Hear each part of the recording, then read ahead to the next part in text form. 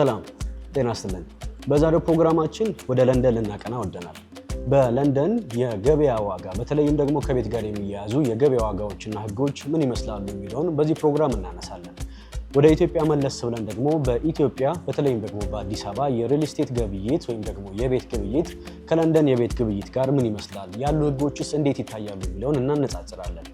ዛሬ ስለ ለንደን ስናነሳ ስለምን ለንደንን መረጣችሁ ካላችሁን ደግሞ ቴምርና ለንደንን የሚያገናኝ አንድ ጉዳይ ተከስቷል። ይህንን ጉዳይ በፕሮግራማችን መጨረሻ ላይ የምነግራችሁ ይሆናል። ትልቅ የምስራች ነው። አብራችን ቆዩ። ለንደን እንግዲህ በዓለም አቀፍ ደረጃ ከፍተኛ የሪል ስቴት ገበያ ከሚከናወንባቸው ትልልቅ ከተሞች መካከል አንዷ ናት። በሪል ስቴት ብቻ ሳይሆን እንደ አጠቃላይ የቤት ግብይቷም በቢሊዮን ዶላር የሚቆጠር ገንዘብ ያንቀሳቅሳል። ከ3 ወር እስከ 6 ወር ባለው ጊዜ ውስጥ እንኳን ከ60 ሺህ በላይ ቤቶች በለንደን ብቻ ተሽጠዋል። እነዚህ ቤቶች እንግዲህ በተለይም ከከተማው ተመራጭነት አንጻር የፋይናንስ ማዕከል ከመሆኑ ጋር ተያይዞ ሰዎች የሪል ስቴት ገበያ ውስጥ በሰፊው የተንቀሳቀሱ ቤቶች ላይ ኢንቨስትን ያደርጋሉ። ዛሬ ቀደም ሲልም በመግቢያችን ላይ እንደተመለከትነው የህጎችንና የዋጋ ንጽጽርን እንዲሁም ደግሞ አጠቃላይ ከቤት ጋር ያሉ መረጃዎችን ያነሳን ቆይታ የምናደርግ ይሆናል። ቀደም አድርገን በቀዳሚነት የምንመለከተው በለንደን በብዛት ያሉ የቤት አይነቶች ምንድን ናቸው የሚለውን ነው። 3 አይነት የቤት አይነቶች ይኖራሉ። የመጀመሪያው ፍላትስ የምንለው ወይም ደግሞ አፓርትመንት የምንለው ነው። ይሄ ሽያጭ እንግዲህ በተለይም በዚህ ዓመት ላይ ከ60% በላይ የሚሆነውን ሽያጭ የወሰደው አፓርትመንት ላይ የነበረው ግብይት ነው። ሁለተኛው ደግሞ ትሬስድ ሃውስ ይባላሉ። እነዚህ ተያይዘው የተገነቡ የድሮ የቪክቶሪያን ወይም ደግሞ የጆርጂያን ዘመን ቤቶች ናቸው። በጥንታዊነታቸው ይታወቃሉ። ቤቶቹ ውስጥ ስትገቡ ሲንኮቹ፣ አጠቃላይ የተሰሩበት ፈርኒሽ የተደረጉበት መንገድ በራሱ ጥንታዊነትን የሚነግር ነው። እነዚህ ጋር የተወሰነ ደረጃ የዋጋ ረከሴ ማለት ነገር አለ። ሶስተኛው ደግሞ ኤክስ ካውንስል ሃውሲንግ የሚባለው ነው። ይሄኛው ቤት ደግሞ ቀደም ሲል በመንግስትና በግል አጋርነት የተሰሩ ቤቶች ናቸው። በተለይም መንግስት በብዛት ገንብቶ ለግለሰቦች አስተላልፏቸው እስከ 50% የሚሆነውን ክፍያ በካሽ ይከፈልና ቀሪውን ክፍያ ደግሞ በኪራይ መልክ በየጊዜው ለመንግስት እንዲከፍሉ የሚደረግባቸው የቤት አይነቶች ናቸው ማለት ነው። ስለዚህም በለንደን ላይ 3 የቤቶች አይነት በብዛት ይኖራሉ ማለት ነው። ይህንን ካለን በኋላ ደግሞ በለንደን ተመራጭ የሆኑ ወይም ደግሞ በብዛት ሰዎች ቤቶችን ሲገዙ ልክ አዲስ አበባ ውስጥ ቦሌ፣ ፒያሳ፣ ካሳንቺስ እያለን እንደምንጠራው እነሱም ጋር ተመራጭ የሆኑ ኔበርሁድስ ወይም ደግሞ ክፍለ ከተሞች የምንላቸው አካባቢዎች አሉ። የመጀመሪያው ፕራይም ለንደን የሚባለው አካባቢ ነው። ይሄ በብዛት በሀብታሞች ወይም ደግሞ የተሻለ ኢኮኖሚ አቅም ባላቸው ሰዎች ዘንድ የሚመረጥ ነው። እንደ ሜይፈር፣ ናይትስብሪጅ እና ቼልሲ የመሳሰሉ አካባቢዎች ላይ እጅግ በጣም ውድና ቅንጡ ቤቶች የሚገነቡባቸው አካባቢዎች ናቸው። ሌላኛው ደግሞ ለወጣቶችና ለፈጠራ ሰዎች አመቺ የሆኑ እንደ ሃኬኒ፣ ሾርዴጅ፣ ብሪክስተን የመሳሰሉ ክፍለ ከተሞች ላይ የሚገኙ ቤቶች ናቸው። እዚህ አካባቢዎች ላይ በተለይ ኢንዲጂነስ የሚባሉ ሰዎች ይኖሩባቸዋል። ባህላዊ እንቅስቃሴ የበዛባቸውና ከፍተኛ የኪራይ ዋጋም ወይም ደግሞ የኪራይ እንቅስቃሴ ያለባቸው አካባቢዎች ናቸው። ሌላው ደግሞ ለቤተሰብ ወይም ደግሞ ፋሚሊ ፍሬንድሊ የምንለው አካባቢ ነው። እንደ ሪችመንድ፣ ዊምብልደን እና ግሪንዊች ያሉ አካባቢዎች ደግሞ ሰፋ ያሉ ቤቶች፣ ፓርኮች እና ጥሩ ትምህርት ቤቶች የሚገኙበት ቤተሰብ መስርቶ ለማስተዳደር የቤተሰብ አይነት የህይወት ስታይል ለመከተል ለሚመርጡ ሰዎች ተመራጭ የሆኑ አካባቢዎች ናቸው።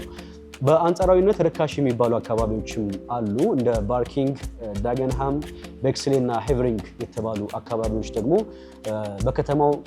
ከከተማው ማዕከል ትንሽ ወጣ ያሉ ሆነው በአንጻራዊነት ደግሞ ቅናሽ የሆነ ዋጋም ያለባቸው ናቸው ማለት ነው። እንግዲህ በዛሬ ቆይታችን ለንደንን የተመለከተ ጉዳይ እያነሳ እንገኛለን። ከለንደን ጋር ደግሞ ምንን እያነሳን ነው? የቤትና የሪል ስቴት ገበያን የተመለከተ ጉዳይን ወደ እናንተ እያደረስን ነው። እስካሁን የቤት አይነቶችንና ተመራጭ የሆኑ አካባቢዎችን አንስተናል። በቀጣይነት ደግሞ የቤት ባለቤትነት መንገዶች ምን ይመስላሉ በለንደን የሚለውን በጥቂቱ እንጠቁማለን ማለት ነው። በለንደን 3 አይነት ቤት ባለቤት የሚኮንባቸው መንገዶች አሉ። አንደኛው ፍሪሆልድ የሚባለው ነው። መሬቱንና ቤቱን ሙሉ ለሙሉ በራስ ስም በመያዝ ለብቻ የቆሙ ቤቶች ማለት እንደ ቪላ የምንላቸው ቤቶችን ማለት ነው። እነሱን ማስተዳደር ወይም ደግሞ እነሱን የቤት ባለቤት በመሆን የሚገለጽ ነው። ሁለተኛው ደግሞ ሊዝሆልድ የሚባለው ነው። ለረጅም ጊዜ ለ99 ዓመት ሊሆን ይችላል፣ ለ999 ዓመትም ሊሆን ይችላል ከባለመሬቱ። ለንደን ላይ ለየት የሚለው ነገር ምንድነው? ኢትዮጵያ ውስጥ የመሬት ህጉ መሬት የመንግስት እንደሆነ ያዛል። እዛ ላይ ደግሞ ህጉ በተቃራኒ ነውና አንድ ባለቤት መሬት ይዞታን ለመያዝ የሚፈልግ ሰው መሬቱን ይዞ ለሌላ ሰው ሲሰጥ ልክ እኛ ሀገር በረጅም ጊዜ በሊዝ እንደሚሰጥበት መንግስት ለግለሰብ እንደሚሰጥበት ማለት ነው 99 ወይም ደግሞ 999 ዓመት መሬቶችን በመግዛት ቤቶችን መስራት ይቻላል ማለት ነው። ሌላኛው ሼርድ ኦነርሺፕ የሚባለው ነው።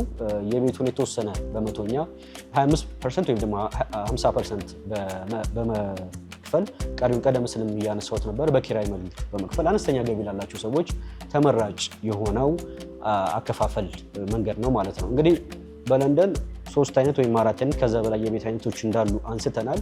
በዚህ ዓመት ያሉ ዳታዎች እንደሚያሳዩት እንግዲህ 60% የሚሆነውን መረጃ ማን ነው 60% የሚሆነውን ሽያጭ የሚወስዱት ከአፓርትመንት ሽያጭ ጋር የተያያዙ ናቸውና በለንደን የአፓርትመንት አማካኝ ዋጋ ከስንት እስከ ስንት ነው የሚለውን መረጃዎችን ስንመለከት ከ420,000 ፓውንድ እስከ 450,000 ፓውንድ በአማካኝ የአፓርትመንቶች ዋጋ ይኖራል ማለት ነው።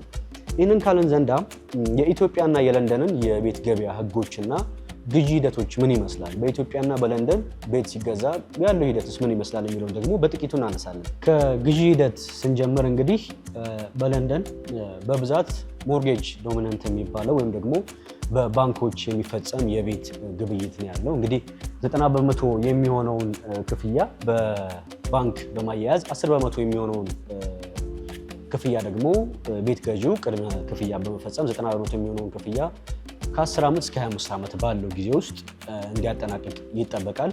በኢትዮጵያ ያለው የገበያ ሁኔታ ደግሞ በተለይ ካሽ ዶሚናንት የሚባለው አካሄድ ነው። ሰዎች የቆጠቡትን ገንዘብ ወይም ደግሞ በተለያየ ሁኔታ ያገኙትን ገንዘብ ቤቶች ላይ ለመዋል ሲፈልጉ የተወሰነ ቅድመ ክፍያ ከከፈሉ በኋላ ቀሪውን ደግሞ በሂደት እንዲከፍሉ አሊያም ደግሞ ሙሉ ክፍያውን ከፍለው ቤቶች ባለቤት እንዲሆኑ የሚያበረታታ ገበያ ነው ያለው። የዋጋ መዋዠቅና መረጋጋት ምን ይመስላል የሚለውን በተመለከተ ደግሞ በለንደን ገበያው የተረጋጋና ግልጽ ነው። መረጃዎችን በየቀኑ ይወጣሉ። የቤቶች ዋጋ ጭማሪ የሚወጣውም በፐርሰንት በየአመቱ በታወቀ ስሌት መሰረት ነውና አንድ የቤት ባለቤት የሆነ ሰው በቀጣዩ ዓመት ምን ያክል ኢንተረስት ሬት እንደሚኖር ወይም ደግሞ ገበያው ምን ያክል ሊጨምር እንደሚችል አስልቶ ግዢንም የሚፈጽመው ወይም ሽያጭንም የሚፈጽመው በዛ መንገድ ነው ማለት ነው።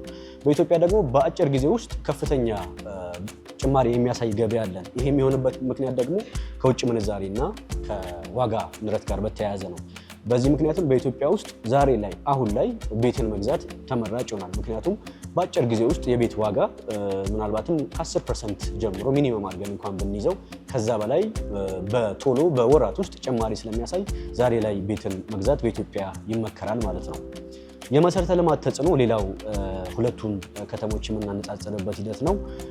በለንደን የቤት ዋጋ የሚሰላው ለባቡር ወይም ደግሞ ለትራንስፖርት በብዛት የሚጠቀሙት እነሱ ባቡር ነው፣ ለትራንስፖርት በብዙሃን ትራንስፖርት ማለት ነው። አስተማማኝነቱ እሱ ይታያል። አንድ ሰው ቤት ለመግዛት ሲያስብ ለባቡር ያለውን ቅርበት፣ ለትራንስፖርት ያለውን ቅርበት በአማካኝነት ይታያል። በኢትዮጵያም ደግሞ ለከተማ መሀል ወይም ደግሞ ለመሀል ከተማ ያለው ቅርበት ቦታው የዋጋውን ሁኔታ ይወስነዋል። ለምሳሌ እንደ ፒያሳ፣ ቦሌ፣ ካሳንቺስ ያሉ አካባቢዎች ፕራይም ሎኬሽን የሚባሉ ስለሆነ ወጣ ከሚባሉ አካባቢዎች ትንሽ የተሻለ ወይም ደግሞ ከፍ ያለ ዋጋ አላቸው። ሌሎቹም ደግሞ በተመጣጣኝነት ማለት ነው። ሌላው ኢንቨስትመንትን የተመለከተ ጉዳይ ነው። እንግዲህ ቤት አንድ ሰው ሲገዛ ከመኖር ባለፈ ኢንቨስትመንትንም አስበው ወጪ የሚያደርግበት የኢንቨስትመንት ዘርፍ ነው። ለንደን እንግዲህ ሰዎች ቤት የሚገዙት ከኪራይ ዋጋ ገንዘብ ለማግኘት ነው። በረጅም ጊዜ ሂደት በሚያገኙት የኪራይ ዋጋ በሱ ለመኖር ነው ወይም ደግሞ ከሱ ገቢ ለማግኘት ነው ብዙ ሰዎች ቤትን የሚገዙ ተብሎ ይታሰባል። መረጃዎችን የሚያመለክቱት እሱ ነው። በኢትዮጵያ ደግሞ ቤት መግዛት ከኢንቨስትመንቶች ሁሉ ትርፋማ ተደርጎ ይወሰዳል። የሆነበት ምክንያት የቤት ዋጋ መጨመር ወይም ደግሞ ካፒታል አፕሪሺዬሽን የምንለው ማለት ነው ከኪራይ ገቢው በላይ እጅግ ፈጣን ነው። ቀደም ሲልም ስናነሳው እንደነበረው እና አንድ ሰው አሁን የገዛውን ቤት ኢቭን ጅምር ቤት እንኳን ቢሆን ባለበት ለመሸጥ ከገዛበት ዋጋ ጨምሮ የሚሸጥበት አጋጣሚ አለ ማለት ነው። በዛሬ ቆይታችን እንግዲህ የለንደንን የቤት ገበያ በተመለከተ የዋጋ ሁኔታዎችን፣ ህጎችን እና ሌሎች ጉዳዮችን ማነሳን እንዲሁም ደግሞ ከኢትዮጵያ ጋር የሚያመሳስላቸውና የሚያለያያቸውን በተለይ ደግሞ ከዋጋና ከህጎች ጋር የተያዙ ጉዳዮችን አንስተናል። እንግዲህ በለንደን ቤት የመግዛት ጉዳይ ዕዳን የማስተዳደር ጉዳይ ነው። ቀደም ሲል እንደነገርኳችሁ 90% የሚሆነው በባንክ የሚሸፈን ስለሆነ ዕዳን የማስተዳደር ጉዳይ ነው። በኢትዮጵያ ደግሞ ጥሬ ገንዘብን ከኢንፍሌሽን የመጠበቅ ደግሞም የተሻለ ኢንቨስትመንት አስተማማኝ የሆነ ኢንቨስትመንት ላይ ገንዘብን እንደማውጣት ይቆጠራልና ለማጠቃለል ያክል እንግዲህ ለንደን እንዳለው ሁሉ በሀገራችንም የሪል ስቴት ዘርፉ እያደገ ይገኛል። ለረጅም ጊዜ አንድ ቤት ላይ የሚደረግ ኢንቨስትመንት ለረጅም ጊዜ ትርፍን የሚያመጣ ሌሎች ተጨማሪ ነገሮችንም አስተማማኝ የገቢ ምንጭ እንዲሆን የሚያስችል እንደሆነ ኢኮኖሚስቶቹም ሌሎች ባለሙያዎችም የሚስማሙበት ሀሳብ ነው። ቀደም ሲል በመግቢያ ላይ ለንደንና ቴምርን የሚያገናኛቸው አንድ ጉዳይ ተፈጥሯል ብያችሁ ነበረ። ዛሬ ለንደን የተመለከቱ ሰፋ ያሉ መረጃዎችን ልናቀርብ የወሰንበት ጉዳይ ምንድን ነው?